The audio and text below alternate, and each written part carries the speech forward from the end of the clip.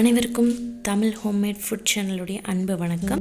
இன்றைக்கி நம்ம ப்ரான் பிரியாணி எப்படி செய்கிறதுன்னு பார்க்கலாம். இன்றைக்கி ப்ரான் பிரியாணி குக்கரில் செய்யாமல் கடாயில் எப்படி செய்கிறதுன்னு பார்க்கலாம். இந்த புதினா நாங்கள் எங்கள் வீட்டில் வளர்த்திட்ருக்கோம். இதை தான் நான் பிரியாணிக்காக போட போகிறேன். அடுத்ததான் ப்ரான் பிரியாணி செய்கிறதுக்காக 1/2 kg ப்ரான் எடுத்து தண்ணியில் நல்லா கழுவிட்டுருக்கேன். அடுத்ததான் மஞ்சள், உப்பு இதையும் போட்டு நல்லா ஒரு டைம் கழுவி எடுத்துக்கலாம்.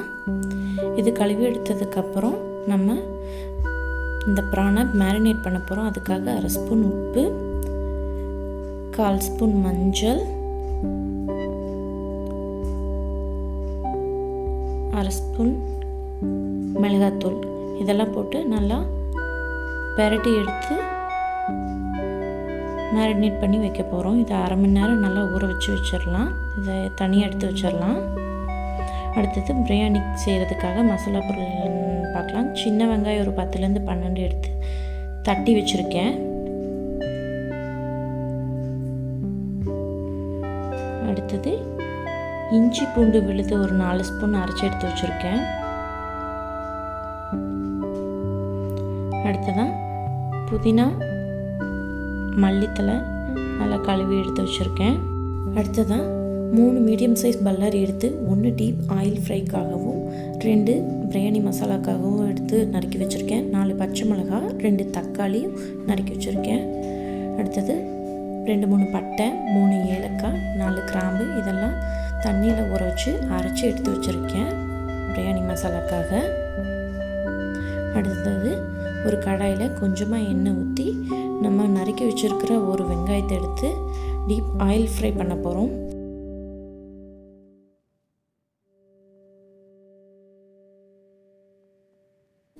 ஒரு தட்டில் எடுத்து வச்சுக்கலாம்.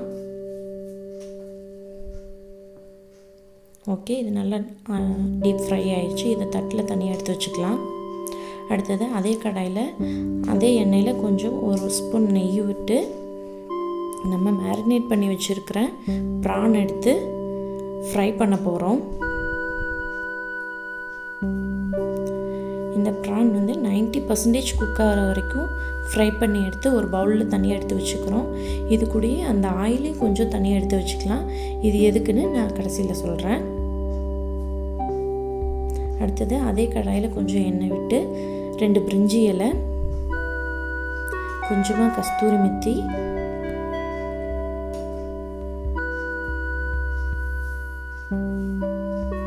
ஒரு பட்டை இதெல்லாம் போட்டு நல்லா வதக்கலாம்.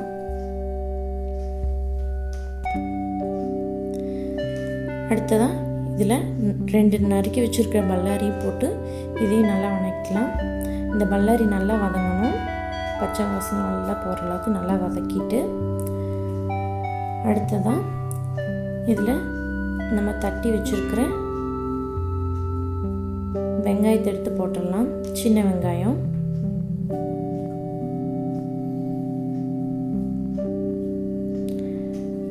அது நல்லா வதங்கினதுக்கு அடுத்ததான் இஞ்சி பூண்டு விழுதையும் போட்டு நல்லா வதக்கிக்கலாம்.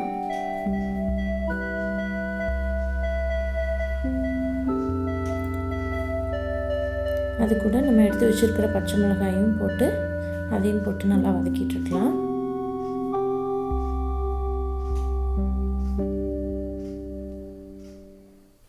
இஞ்சி பூண்டு நல்லா அந்த ராஸ்மல் பச்சை வாசனை போகிற அளவுக்கு நல்லா வதக்கணும்.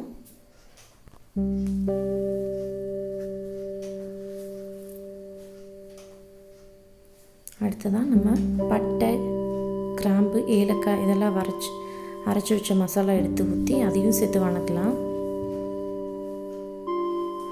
இது கூடயே எடுத்து வச்சுருக்க புதினா, கொத்தமல்லி தழை இதையும் போட்டு நல்லா வதக்கி எடுத்துக்கலாம்.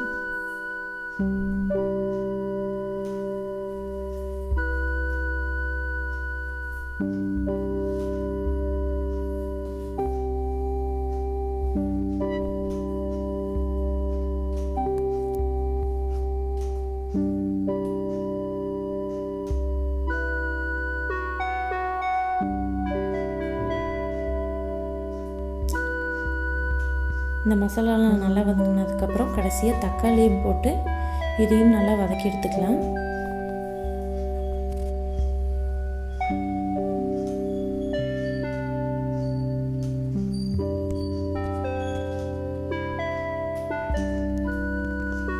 தக்காளி வதங்கினதுக்கப்புறம் இதில் அடுத்தது நம்ம மசாலா சேர்த்து போகிறோம். ஸ்பைசஸ் இதில் 1 ஸ்பூன் சில்லி பவுடர் போடுறோம், வரமிளகாத்தூள்,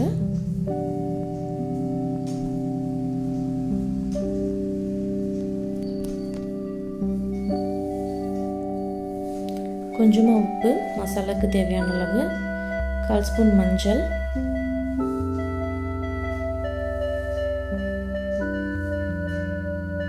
இதை போட்டு நல்லா வதக்கிட்டு இருக்கலாம்.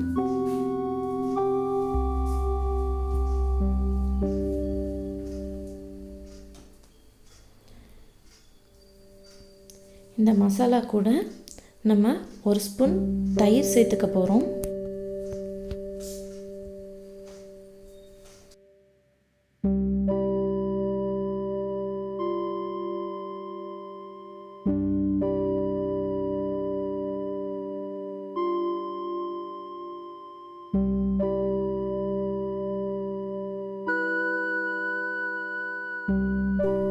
அடுத்தது இந்த மசாலாவில் ஃப்ரை பண்ணி எடுத்து வச்சுருக்கிற ப்ரானை போட்டு ஒரு 5 மினிட்ஸ் மூடி வச்சு குக் பண்ண போகிறோம். அப்போ தான் இந்த மசாலாலாம் நல்லா ப்ரானில் இறங்கும். இதை நல்லா ஒரு பரட்டி லிட்டு போட்டு மூடி வச்சு குக் பண்ணலாம்.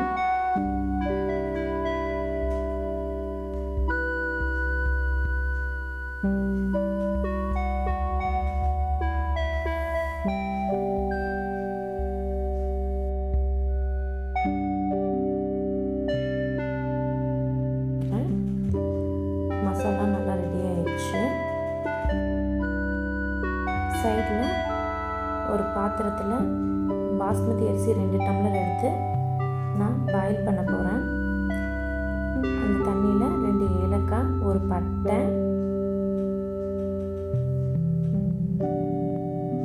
2 கிராம்பு,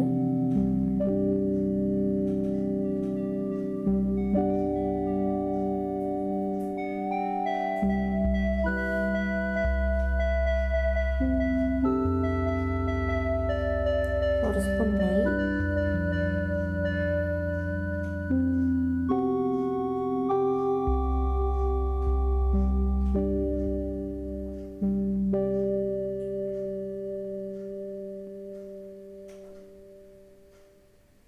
கொஞ்சம் புதினா இலை,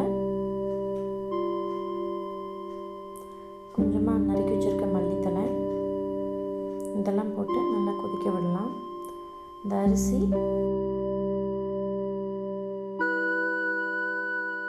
இந்த அரிசி 80% குக் ஆனால் போதும், மீதி 20% நம்ம தம் போட்டு வேக வைக்க போகிறோம். அதனால் இதோட போதும் எடுத்துக்கலாம்.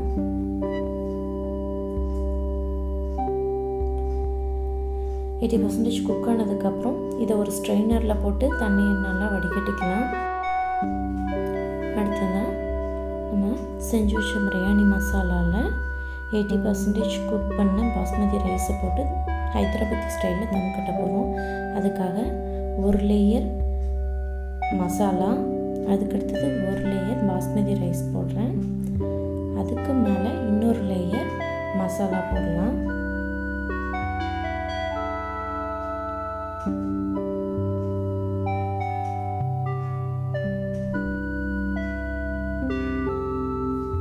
இதுக்கு மேலே மீதி இருக்கிற ரைஸ் எல்லாம் இன்னொரு லேயர் போட்டு தம் கட்டலாம். தம் கட்டுறதுக்காக நான் ஒரு தோசை தவா எடுத்து வச்சு அது மேலே இந்த கடாயை வச்சு தான் தம் கட்ட போகிறேன். இந்த லேயர்லாம் போட்டு முடித்ததுக்கப்புறம் இது மேலே 2 ஸ்பூன் நெய் ஊற்றிக்கலாம்.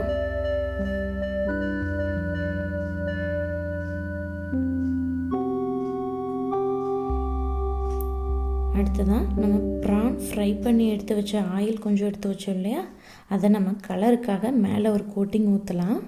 கொஞ்சமாக அதை ஊற்றிட்டு அடுத்தது புதினா கொஞ்சம் மேலால் தூவி விட்டுடலாம்.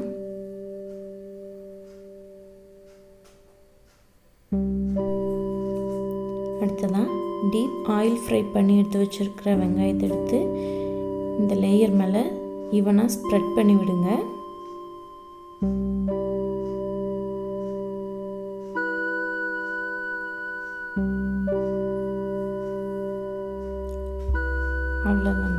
அடுத்ததாக நம்ம லிட் போட்டு ஒரு 5 மினிட்ஸ் சிம்மில் வச்சு தம் கட்டி எடுத்துடலாம். ஓகே, நம்ம பிரியாணி தம் ரெடி ஆயிடுச்சு.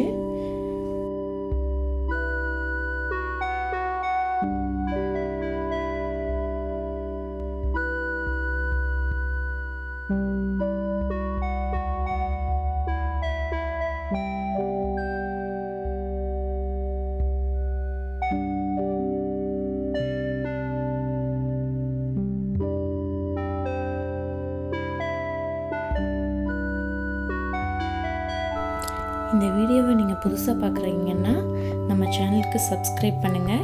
இதே மாதிரி நிறைய ரெசிபி வேணும்னா எங்களுக்கு கீழே கமெண்ட்ஸில் சொல்லுங்கள், நாங்கள் செஞ்சு காட்டுறோம்.